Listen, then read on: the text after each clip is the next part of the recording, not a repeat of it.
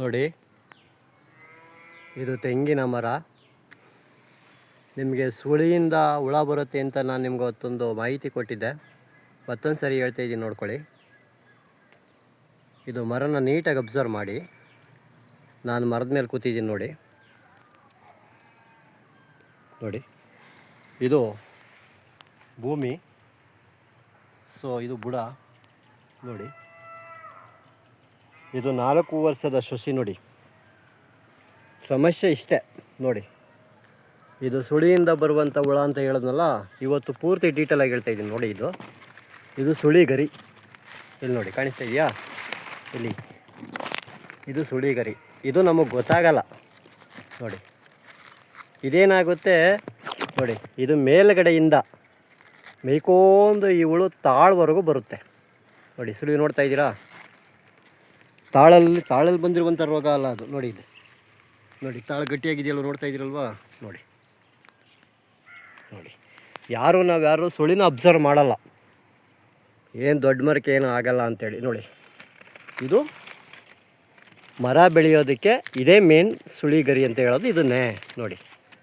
ಇದೇನಾಗುತ್ತೆ, ಯಾವುದೋ ಒಂದು ರೂಪದಲ್ಲಿ ಇದು ಮೇಲಿಂದ ಹುಳು ಸೃಷ್ಟಿ ಆಗುತ್ತೆ ನೋಡಿ. ಇದು ಮೇಲಿಂದ ಬಂದಿರುವಂಥ ಹುಳು. ಇದು ಇನ್ನೂ ಇವಾಗ ಕಂಡಿರುವಂಥದ್ದು. ಈ ಮರಕ್ಕೆ ಸುಮಾರು ಆವಾಗಲೇ ಕಂಡಿತ್ತು, ಔಷಧಿ ಎಲ್ಲ ಹಾಕಿದ್ದು. ಆದರೂ ಸುಧಾ ನೋಡಿ, ಇವಾಗ ತೋಟ ಅಬ್ಸರ್ವ್ ಮಾಡುವಾಗ ಪಕ್ಕ ಸುಳಿಯಿಂದ ನಮ್ಮ ಮಾಹಿತಿ ಸಿಗ್ತಾಯಿದೆ ನೋಡಿ. ಇದು ನಮಗೆ ತಾಳಿಂದ ಬರುತ್ತೆ, ಬುಡದಿಂದ ಬರುತ್ತೆ, ಬೇರಿಂದ ಬರುತ್ತೆ ಅನ್ನೋದು ಅಂದ್ಕೊಂಡಿರ್ಬೋದು. ಆದರೆ ಇದು ಸುಳಿಯಿಂದ ಬರುವಂಥ ಹುಳು. ಬಟ್ ಈ ಹುಳು ನಮಗೆ ಕಾಣಿಸ್ತಾ ಇಲ್ಲ ಇವಾಗ ನೋಡಿ. ನೋಡಿ, ಸುಳಿನ ಮಧ್ಯೆ ಕಟ್ ಮಾಡಿ ಇದು ಎಲ್ಲಿ ಮಿದಾಂಶ ಇದೆ, ಸೊ ಕೆಳಕ್ಕೆ ಮನೆಗೆ ಈ ಹುಳು ನೋಡಿ. ನೋಡಿ, ಇದು ತೋಬೆ ಬಿದ್ದಿದೆ ನೋಡಿ. ನೋಡಿ, ನೋಡ್ತಾ ಇದ್ದೀರಾ? ಗಮನಿಸ್ತಾ ಇದ್ದೀರಾ?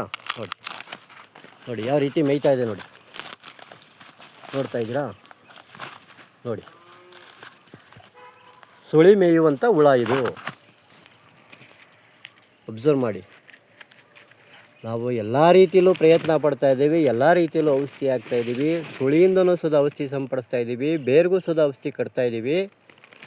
ಏನೇ ಮಾಡಿದ್ರು, ಯಾವುದೇ ರೀತಿ ಮಾಡಿದ್ರು, ಇದು ಗಾಳಿಯಿಂದ ಬರ್ತಾ ಇದೆಯೋ ಇಲ್ಲ ಅದಾಗದೇ ಉತ್ಪತ್ತಿ ಆಗ್ತಾ ಇದೆಯೋ ಒಂದೂ ಗೊತ್ತಿಲ್ಲ. ಇದು ನೋಡಿ, ಒಳಗಡೆ ಎಲ್ಲಿ ಅದು ಸ್ಮೂತ್ ಇದು ನೋಡಿ, ಬೆಟ್ಟಾಗ್ತಾ ಇದೆ ನೋಡಿ. ಇದು ಕೆಳಗೆ ಮುಖಾನವಾಗಿ ಮೇಯ್ತಾ ಬರುತ್ತೆ. ಇದು ಯಾವಾಗ ಪೂರ್ತಿ ಸುಳಿಯಿಂದ ತಾಳ್ವರೆಗೂ ಮಿಗಿಯುತ್ತೋ ಆವಾಗ ಒಳಗಡೆ ಯಾವುದೇ ರೀತಿ ಸತ್ವಾಂಶ ಇರೋದಿಲ್ಲ. ಈ ಮರ ಕೆಳಗಡೆ ಬೀಳುತ್ತೆ ನೋಡಿ. ನೋಡ್ತಾ ಇದ್ದೀರಾ? ನಾನು ಮರದ ಮೇಲೆ ಇದ್ದೀನಿ ನೋಡಿ. ನೋಡಿ, ನೋಡ್ತಾ ಇದ್ದೀರಾ? ನೋಡಿ, ಇದೆಲ್ಲಿ ಅಂತ್ಯ ಇದೆ ಅಂತ ನೋಡಿ ಇವಾಗ ಗೊತ್ತಾಗ್ತಾ ಇದೆ. ನಾವು ಸುಳಿಯಿಂದನೂ ಸುಧಾ ಔಷಧಿ ಹಾಕಿದ್ದೀವಿ, ಬೇರೆಗೂ ಸುಧಾ ಔಷಧಿ ಕಟ್ಟಿದ್ದೀವಿ.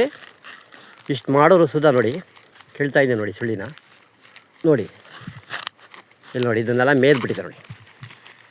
ನೋಡಿ, ನೋಡ್ತಾ ಇದ್ದೀರಾ? ನೋಡಿ, ನೋಡಿದ್ರಾ? ಇಲ್ಲಿ ನೋಡಿ, ಏನೂ ಇಲ್ಲ. ಇದೇನಾಗ್ತಿದೆ, ಕೆಳಮುಳಕವಾಗಿ ಸುಳಿಗೆ ಹುಳ ಹಿಡಿತಾ ಇದೆ ಹೊರತು ಮೇಲಿಂದ ಬರ್ತಾ ಇರುವಂಥ ಹುಳ.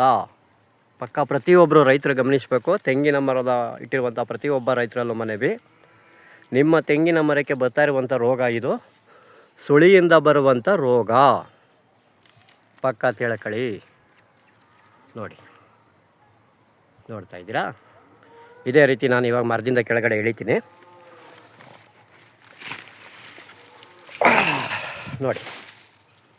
ನೋಡಿದ್ರಾ? ಇದು ಪಕ್ಕ ತೆಂಗಿನ ಮರ. ಇದರಲ್ಲಿ ಯಾವುದೇ ರೀತಿ ಗಿರಿ ಡ್ಯಾಮೇಜ್ ಆಗಿಲ್ಲ ನೋಡಿ. ಆದರೆ ಇದೇ ರೀತಿ ಸುಳಿ ಕಾಣಿಸ್ತಾ ಇದೆಯಲ್ಲ ನೋಡಿ. ಪಕ್ಕ ನೋಡಿ ಇವಾಗ ಸುಳಿನ. ಇದು ಒಳಗಡೆಯಿಂದ ಮೇಲಿಂದ ಬರುವಂಥ ಹುಳು. ಆದಷ್ಟು ಇದನ್ನು ತೋಟಗಾರಿಕರಿಗೆ ನೀವು ಒಂದು ಸರಿ ಮಾಹಿತಿ ಕೊಡಿ. ನಿಮ್ಮ ತೋಟನ ಮತ್ತೊಂದು ಸರಿ ಅಬ್ಸರ್ವ್ ಮಾಡಿ. ಸುಳಿಯಿಂದ ಬರುವಂಥ ರೋಗ ಇದು, ಪಕ್ಕ 100ಕ್ಕೆ 100 ಭಾಗ. ಅದು ಮೇಲ್ಗಡೆ ತಿರುಳು ಮಿದು ಇರುತ್ತೆ, ಆ ಮಿದು ಇರೋ ತಿರುಳನ್ನ ಮೇಯ್ತಾ ಮೇಲಿಂದ ಬರುತ್ತೆ. ಬರ್ತಾ ಬರ್ತಾ ಬರ್ತಾ ಲಾಸ್ಟು ತಾಳು ಇನ್ನೇನು ಬೇರು ಸಿಗುತ್ತೆ ಅನ್ನೋ ಟೈಮಲ್ಲಿ ಅದು ಪೂರ್ತಿ ಆ ಕಂಡ ಅಂಶ ಅಂತ ಏನಿದೆಯೋ ಎಲ್ಲ ಪೂರ್ತಿ ಮೇಯ್ದುಬಿಟ್ಟಿರುತ್ತೆ. ಅದೆಲ್ಲ ಮೇಯ್ದಾದ ನಂತರ ನಮಗೆ ಗೊತ್ತಾಗುತ್ತೆ ಈ ಮರಕ್ಕೆ ಹುಳ ಇದೆ ಅಂತೇಳಿ. ಅಲ್ಲಿವರೆಗೂ ಈ ಹುಳ ನಮಗೆ ಗೊತ್ತಾಗಲ್ಲ. ಸುಮಾರು ಇದು ಒಂದು ತೆಂಗಿನ ಮರನ ಮೇಯಬೇಕು ಅಂದರೆ ಮಿನಿಮಮ್ಮು 1 ವರ್ಷದವರೆಗೂ ಇದು ತಗೋಬೇಕ್ತಾ ಬರುತ್ತೆ ನೋಡಿ. ಹಾಗಾಗಿ ಪ್ರತಿಯೊಬ್ಬ ತೆಂಗು ಬೆಳೆಗಾರರಲ್ಲೂ ವಿನಂತಿ, ತಾವೊಂದು ಸಾರಿ ಮತ್ತೊಂದು ಸಾರಿ ತಮ್ಮ ಮರಗಳನ್ನ ತಾವು ಒಂದು ಸಾರಿ ಸೂಕ್ಷ್ಮವಾಗಿ ನೋಡಿ. ಈ ಥರ ಏನಾದರೂ ನಿಮ್ಮ ತೋಟಗಳೇನಾದ್ರು ಕಂಡು ಬಂದರೆ ತಕ್ಷಣ ತೋಟಗಾರಿಕೆಯವರಿಗೆ ಮಾಹಿತಿ ಕೊಟ್ಟು ಅದಕ್ಕೆ ಸಂಬಂಧಪಟ್ಟಂತೆ ಏನು ಔಷಧಿ ಇದೆಯೋ ಅದನ್ನು ಸಿಂಪಡಿಸಿ ಈ ತೆಂಗಿನ ಮರವನ್ನು ಉಳಿಸ್ಕೊಳ್ಳಿ. ಮುಂದೆ ಒಂದು ಜೀವನನ ಕಾಪಾಡುವಂಥ ಮರ. ಸುಮಾರು ಇದು 4 ವರ್ಷದ ಮರ. ಹಾಗಾಗಿ ನಾವು ಮಾಡೋ ಪ್ರಯತ್ನ ಮಾಡ್ತಾಯಿದ್ದೀವಿ. ತಾವು ಸುಧಾ ಒಂದು ಸಾರಿ ಅಬ್ಸರ್ವ್ ಮಾಡಿ ಸುಳಿಯಿಂದ ಒಂದು ಔಷಧಿನ ಕಲಸಿ ಅದನ್ನು ಒಂದು ಮರಕ್ಕೆ 4 ಜಗ್ಗು ರೀತಿಲಿ ಮೇಲಿಂದ ಸುಳಿಯಿಂದ 4 ಮೊಟ್ಟೆಗೊಳಗಡೆ ಅದನ್ನು ಉಯಿರಿ. ನಂತರ ಬೇರಿಗೆಲ್ಲ ಔಷಧಿ ಕಟ್ಟಿ ಸ್ವಲ್ಪ ಮರತಳನ ಸ್ವಲ್ಪ ಕ್ಲೀನಾಗಿ ಇಟ್ಕೊಳ್ಳಿ. ಜೊತೆಗೆ ಟ್ಯಾಕ್ಟ್ರಲ್ಲಿ ಉಳುಮೆ ಮಾಡಿಸುವಾಗ ಮರತಾಳಿಗೆ ನೇಗಲು ಟಚ್ ಆಗದಂತೆ 1 ಅಡಿ ಬಿಟ್ಟು ಒಂದು ಅಡಿ ದೂರ ಬಿಟ್ಟು ನೀವು ರೋಟ್ರನ್ನ ಹೊಡಿಸಿ.